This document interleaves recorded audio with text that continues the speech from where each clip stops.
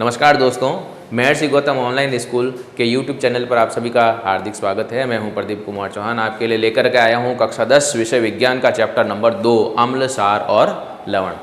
इस चैप्टर में आज हमारा जो टॉपिक रहेगा ये टॉपिक रहेगा धातु कार्बोनेट एवं धातु हाइड्रोजन कार्बोनेट के साथ में अम्ल कैसे अभिक्रिया करते हैं। तो समझेंगे इसके बारे में कि किस तरीके से धातु कार्बोनेट और धातु हाइड्रोजन कार्बोनेट के साथ में जब अम्ल की क्रिया होती है तो लवण, जल और CO2 गैस का निर्माण होता है। और इस टॉपिक को समझने के लिए हम एक प्रयोग के द्वारा इसको समझने का प्रयास करेंगे। देखिए क्या होगा इसमें। टॉपिक हमारा है धातु कार्बोनेट या धातु हाइड्रोजन कार्बोनेट के साथ में अम्ल की अभिक्रिया। ठीक है, तो इसको एक प्रयोग के द्वारा समझाया जाता है जिसमें हमने यहाँ पर ये चित्र बना रखा है। इस चित्र में आप देख सकते हैं कि सबसे पहले एक साफ और शुष्क क्या ली जाती है, परखनली। सबसे पहले क्या ली जाती है, साफ और शुष्क एक परखनली ली जाती है। और इस परखनली को लेकर के हम सबसे पहले इसको एक स्टैंड में व्यवस्थित कर देते हैं। किस में व्यवस्थित कर देते हैं, एक स्टैंड में व्यवस्थित कर लेते हैं ताकि ये एक जगह पर स्थिर बनी रहे। और इस परखनली में हम इसमें जो है ठोस धातु कार्बोनेट के रूप में यहाँ पर Na2CO3 का मतलब है सोडियम कार्बोनेट, धातु कार्बोनेट है। या हम ले सकते हैं यहाँ पर NaHCO3 यानी कि सोडियम हाइड्रोजन कार्बोनेट, धातु हाइड्रोजन कार्बोनेट हो गए ये। तो ठोस Na2CO3 या ठोस NaHCO3 का जो चूर्ण है वो इसमें डाल देते हैं परखनली में। फिर इसके पश्चात हम क्या करते हैं कि जो परखनली जो है, परखनली के मुंह पर लगाया जाता है कॉर्क। परखनली के मुंह पर क्या लगा दिया जाता है, कॉर्क लगा दिया जाता है। और ये जो कॉर्क लगाया जाता है इसमें 2 छिद्र होते हैं। कॉर्क में कितने छिद्र होते हैं, 2 छिद्र होते हैं। अब इसमें हम क्या करते हैं, कॉर्क में जो 2 छिद्र बने होते हैं, इस एक छिद्र में तो लगाया जाता है थिसेल कीप।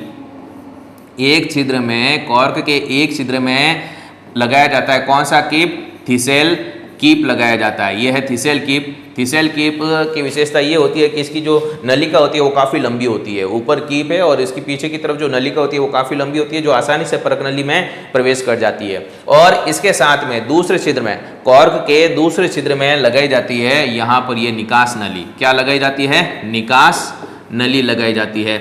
और इस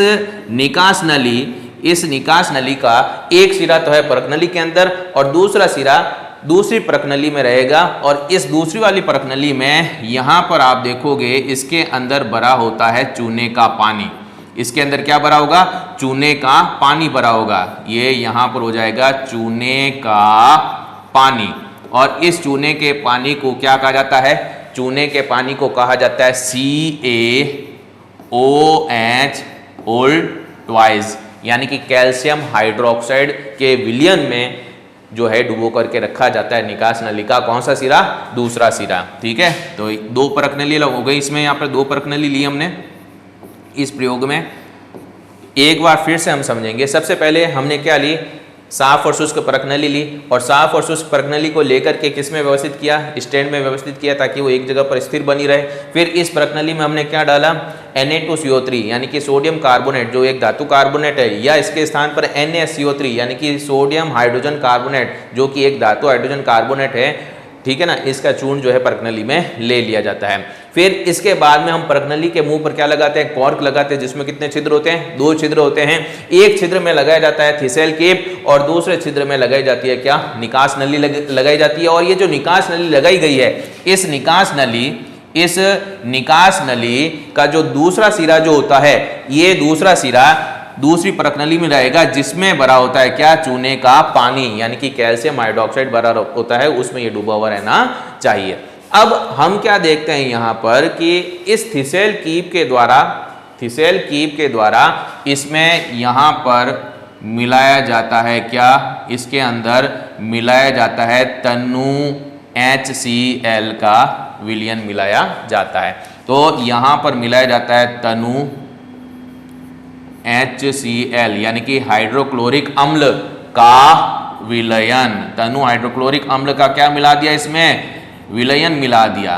किसका विलयन मिलाया, तनु हाइड्रोक्लोरिक अम्ल का विलयन मिलाया। जैसे ही तनु HCl अम्ल का विलयन मिलाया जाता है परखनली में, तो क्रिया होती है Na2CO3 की HCl के साथ में, या NaCO3 की क्रिया होती है किसके साथ में, HCl के साथ में होती है। अब ऐसा होने पर क्या बनेगा वो हम देखेंगे इसमें। मान लीजिए कि Na2CO3 है, ठीक है, Na2CO3 और हो सकता है NaHCO3। Na2CO3 को हम क्या कहेंगे, इसको कहेंगे हम सोडियम, इसको कहेंगे हम सोडियम कार्बोनेट, इसको क्या कहेंगे हम सोडियम कार्बोनेट।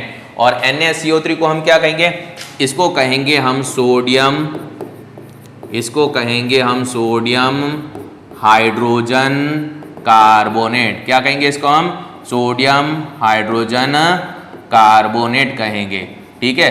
और परखनली में हमने थिसेल कीप के द्वारा इसमें क्या मिलाया था, HCl का विलयन मिलाया था, यानी कि हाइड्रोक्लोरिक अम्ल। क्या मिलाया था हमने इसमें, हाइड्रोक्लोरिक अम्ल मिलाया था। तो ये हो जाएगा HCl यानी कि हाइड्रोक्लोरिक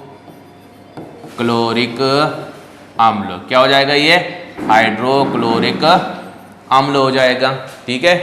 तो आप देख सकते हैं यहाँ पर कि Na2CO3 यानी कि सोडियम कार्बोनेट की क्रिया हो रही है हाइड्रोक्लोरिक अम्ल के साथ में, अथवा NaCO3 सोडियम हाइड्रोजन कार्बोनेट की क्रिया हो रही है किसके साथ में, हाइड्रोक्लोरिक अम्ल के साथ में। अब परिणाम क्या निकलेगा यहाँ पर, परिणाम क्या निकलेगा यहाँ पर, आप देखोगे कि यहाँ पर ये Na2 है और ये Cl2 है, Na2 और ये Cl2, ठीक है। तो यहाँ पर बन जाएगा 2NaCl।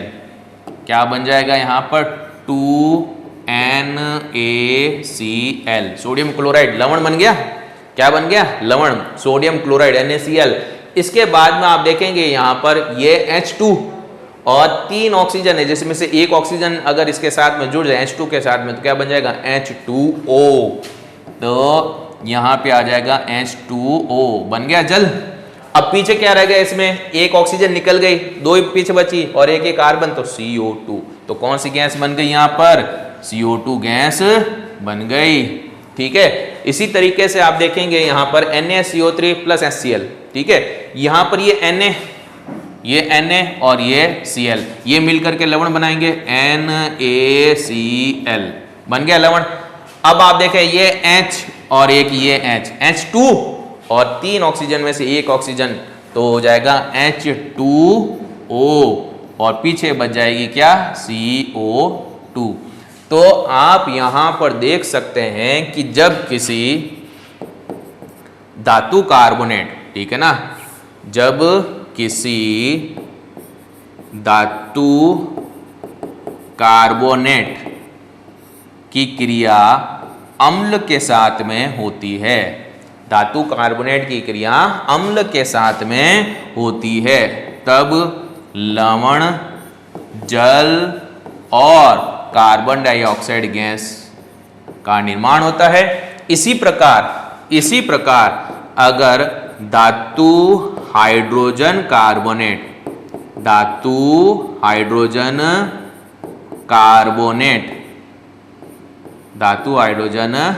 कार्बोनेट की क्रिया किसके साथ में होती है, अम्ल के साथ में होती है, तब भी हम क्या देखेंगे यहाँ पर, तब भी हम यहाँ पर ये देखेंगे कि इसमें लवण बनेगा, साथ में जल और CO2 गैस का निर्माण होता है, ठीक है।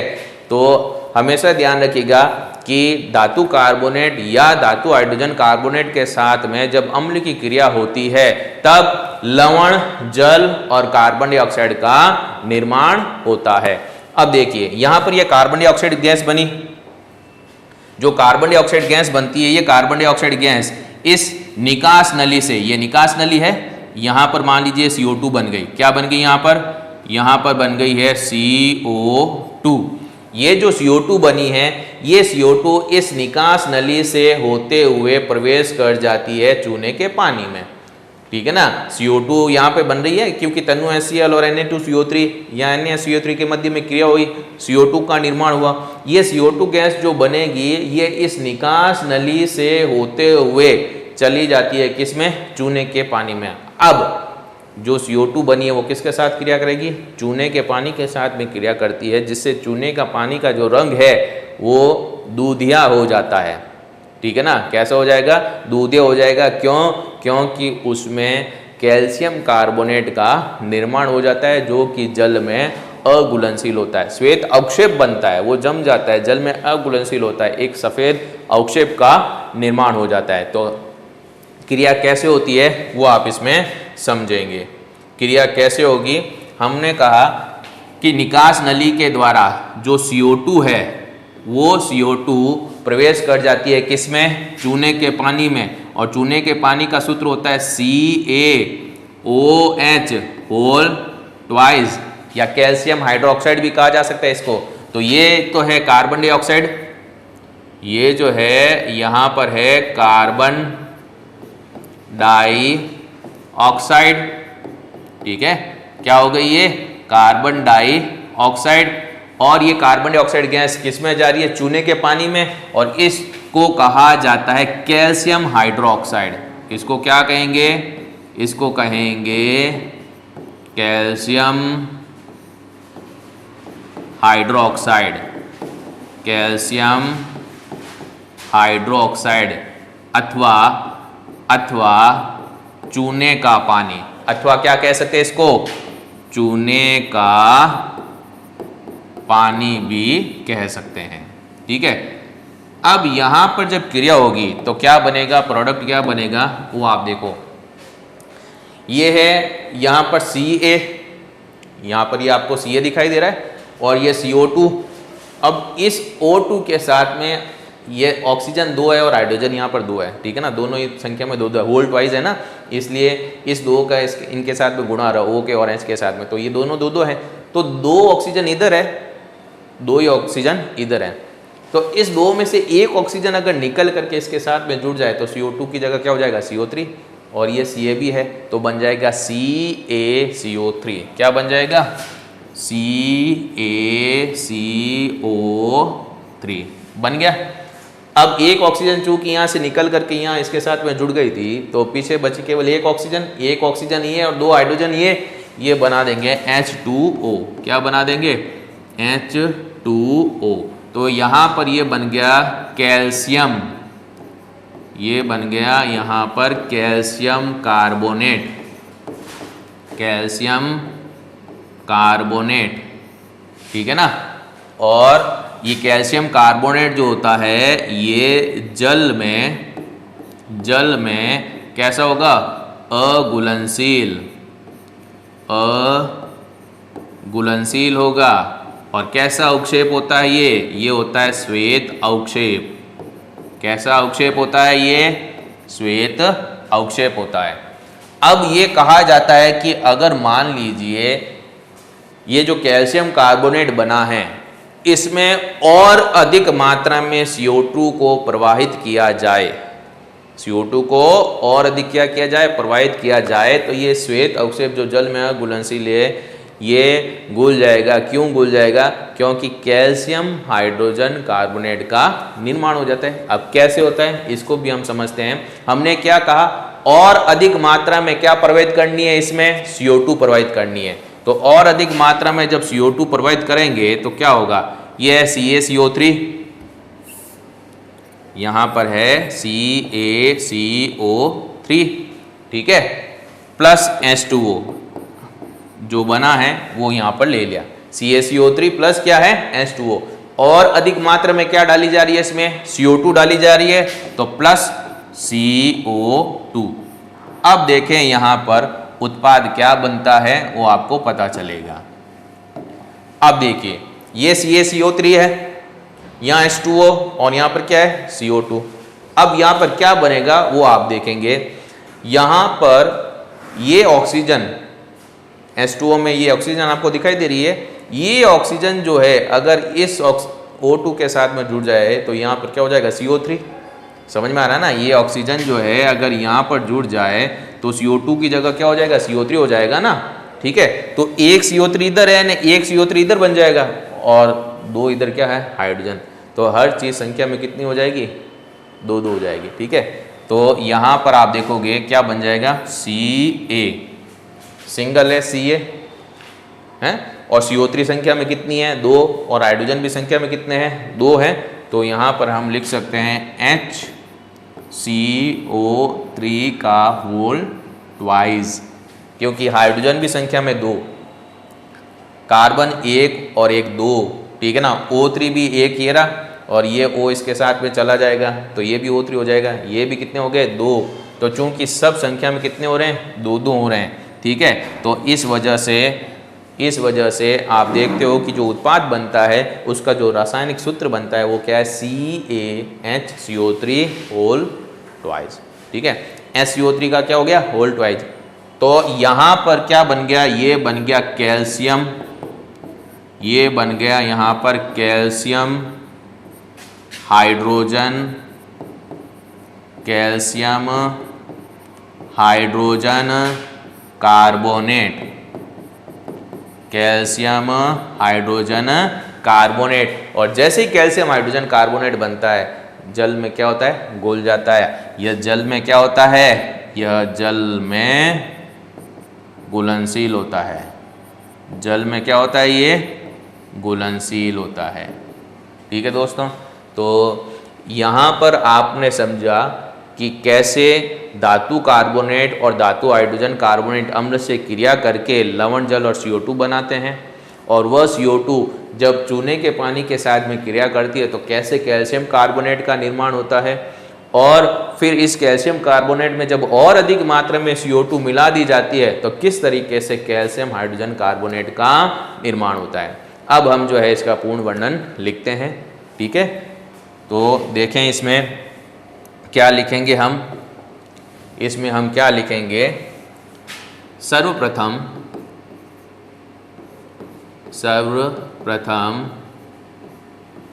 एक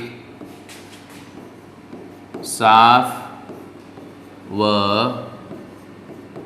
शुष्क परख नली, साफ और शुष्क परख नली लेते हैं, ठीक है ना। सबसे पहले हमने क्या ली, साफ और शुष्क परख नली ली, ठीक है। इस परख नली को, इस परख नली को एक स्टैंड में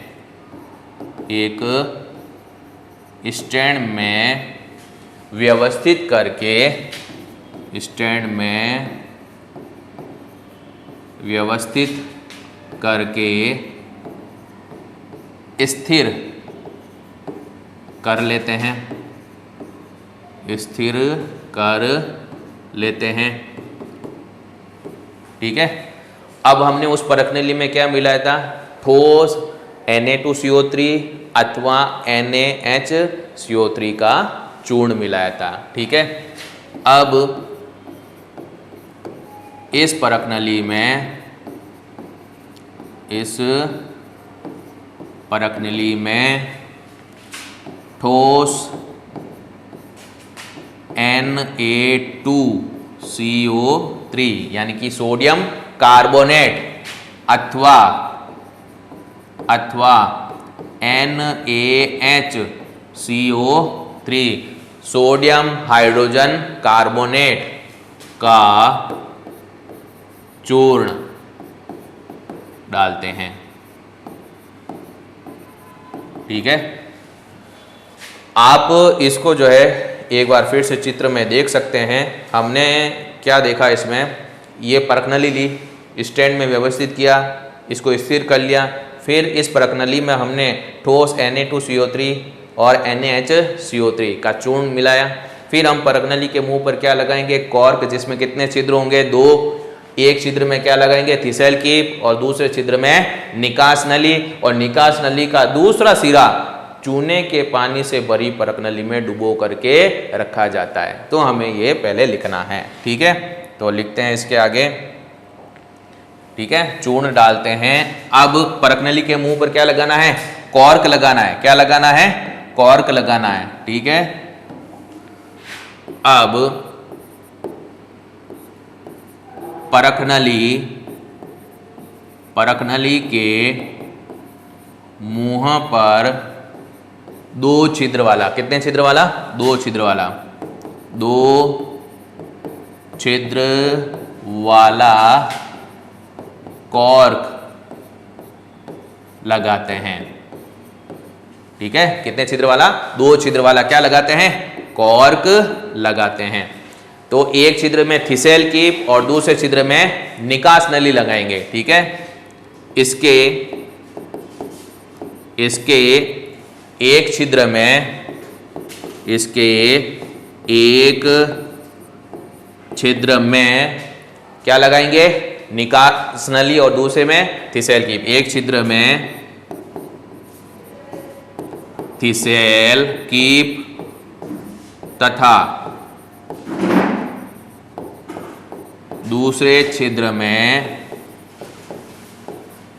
निकास नली, निकास नली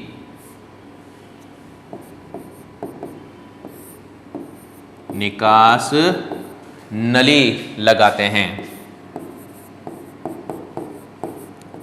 और आपको ज्ञात है कि निकास नली का दूसरा सिरा किस में रखना है? निकास नली का दूसरा सिरा किस में रखना है? रखना है परख नली में, जिसमें चूने का पानी भरा होता है। निकास नली, निकास नली का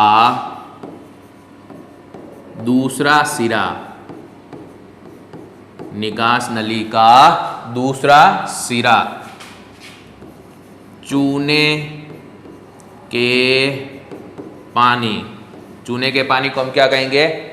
कैल्शियम हाइड्रोक्साइड अर्थात CaOH का होल ट्वाइस। ठीक है ना, अर्थात CaOH होल ट्वाइस से भरी परख नली में, परख नली में डुबोकर, परख नली में डुबोकर रखते हैं। इतना करने के बाद में हम क्या करते हैं कि थिसेल कीप के द्वारा सोडियम कार्बोनेट और सोडियम हाइड्रोजन कार्बोनेट का जो चूर्ण जिस परख नली में हमने डाल रखा है, उस परख नली में हम मिलाते हैं अम्ल। कौन सा? HCl, जिसको हम क्या कहते हैं? हाइड्रोक्लोरिक अम्ल कहते हैं। ठीक है ना, आपने चित्र में देखा था, हमने क्या किया कि इस चित्र में आप देख सकते हैं कि ये थिसेल कीप है, और इस थिसेल कीप से हमने यहाँ पर मिलाया था तनु HCl का विलयन। किसका विलयन मिलाया था हमने? तनु HCl का विलयन मिलाया था, जो परख नली में चला जाता है और फिर क्रिया होती है Na2CO3 या NaHCO3 के साथ में। ठीक है, तो आगे हमें क्या करना है? हमें ये करना है कि थिसेल कीप के द्वारा परख नली में, थिसेल कीप के द्वारा परख नली में तनु HCl अम्ल का विलयन, तनु HCl यानी हाइड्रोक्लोरिक अम्ल का विलयन, तनु HCl का विलयन मिलाते हैं।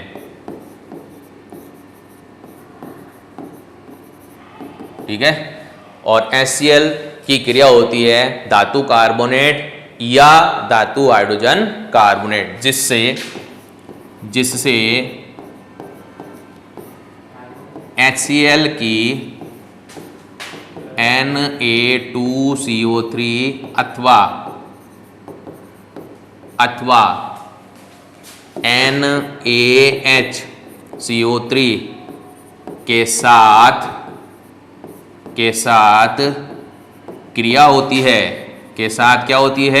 क्रिया होती है, और इस क्रिया के द्वारा निर्माण होता है लवण, जल और कार्बन डाइऑक्साइड का। आपने देखा था इन क्रियाओं को। ठीक है ना, यहाँ पर आप देख सकते हैं ये Na2CO3 है, ये क्रिया कर रहा है HCl के साथ में, तो यहाँ पर लवण बन गया, सोडियम क्लोराइड जल बन गया और साथ में क्या बन गई, कार्बन डाइऑक्साइड। इसी तरीके से आप देख सकते हैं ये NaHCO3 है, सोडियम हाइड्रोजन कार्बोनेट, ये भी HCl से क्रिया करेगा तब लवण बनाएगा, जल बनाएगा और क्या बनाएगा, कार्बन डाइऑक्साइड बनाएगा। तो हम इसमें लिख सकते हैं यहाँ पर आगे NaCO3 के साथ में क्रिया होती है जो निम्न प्रकार है, जो निम्न प्रकार है। अब क्रिया कौन सी होती है वो मैंने आपको पहले भी समझाया है। यहाँ पर आप देखेंगे इस क्रिया में आप देखते हो कि मान लीजिए Na2CO3 जिसको हम क्या कहते हैं, सोडियम कार्बोनेट कहते हैं। क्या कहते हैं इसको, सोडियम कार्बोनेट कहते हैं। ये क्रिया करेगा HCl के साथ में, ये क्रिया करेगा HCl के साथ में, तब यहाँ पर NaCl बन जाएगा क्योंकि हाइड्रोजन भी 2 और सोडियम भी 2 है, तो ये 2 Na और ये Cl, ठीक है।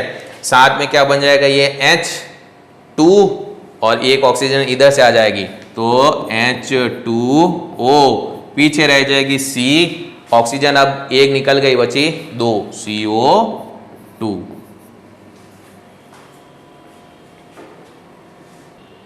ये यहां पर आप देख सकते हैं लवण बन गया, जल बन गया और साथ में क्या बन गया, कार्बन डाइऑक्साइड बन गई। अगर सोडियम कार्बोनेट के स्थान पर सोडियम हाइड्रोजन कार्बोनेट है तो क्या होगा, तब भी आप देखोगे लवण, जल और CO2 का ही निर्माण होता है, ठीक है। देख सकते हैं आप यहाँ पर, यहाँ NaHCO3 प्लस HCl, ये हो गया सोडियम हाइड्रोजन कार्बोनेट। NaCO3 को क्या कहेंगे, सोडियम हाइड्रोजन कार्बोनेट कहेंगे।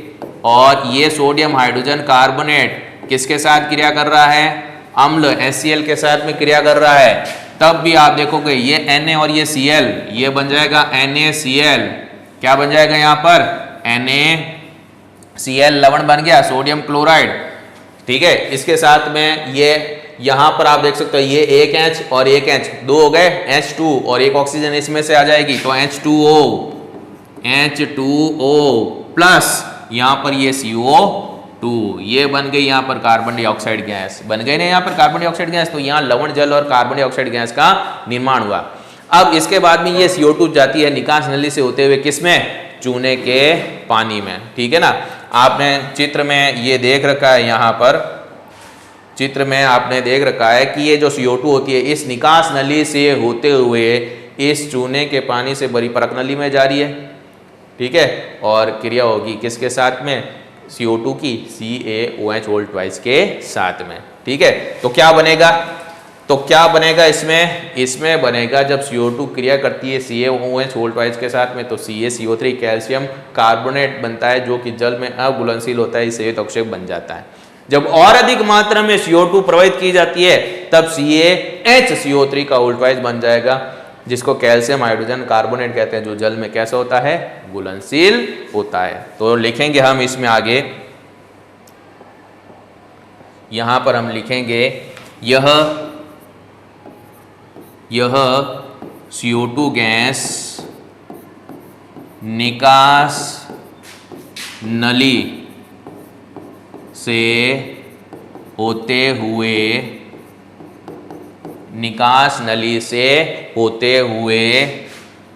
CaOH का होल ट्वाइस यानी कि चूने के पानी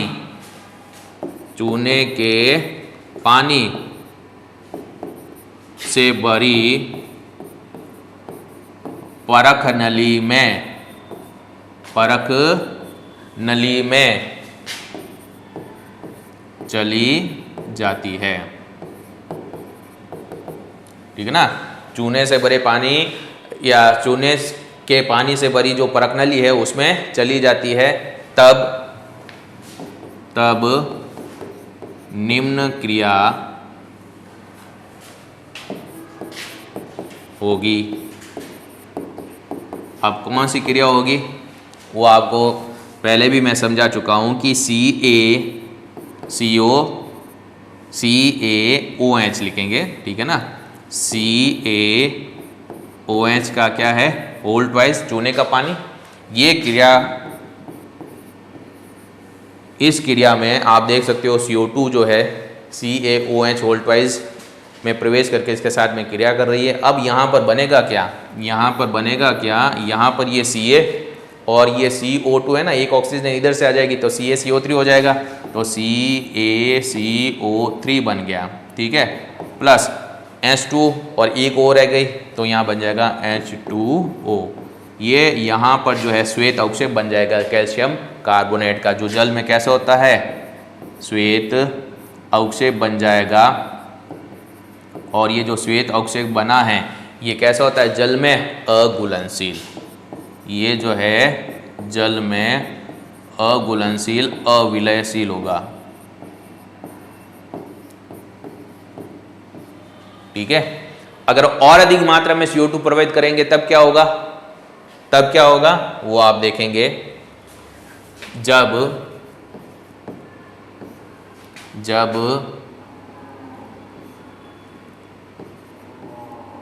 चूने के पानी से भरी परकनली में CaCO3 प्लस H2O का क्या होता है, निर्माण होता है, तथा इसमें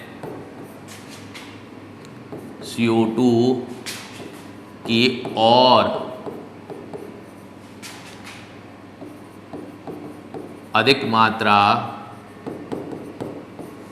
को मिलाया जाता है, और अधिक मात्रा को क्या किया जाता है, मिलाया जाता है। तब क्या बनेगा, तब जल में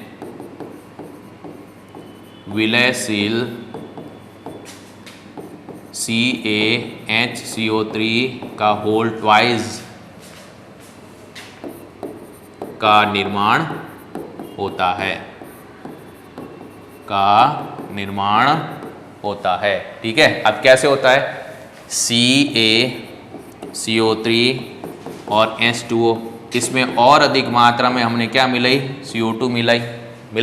अब क्या बन जाएगा यहाँ पर, ये Ca लिख दिया Ca, ठीक है, साथ में ये H है, ये लिख दिया H, ठीक है।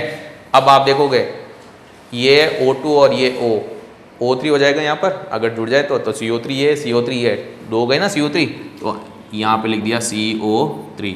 तो H भी 2 है और CO3 भी कितनी है, 2 है, इसलिए HCO3 का क्या लिख दिया आपने, होल ट्वाइस, और ये बन गया कैल्शियम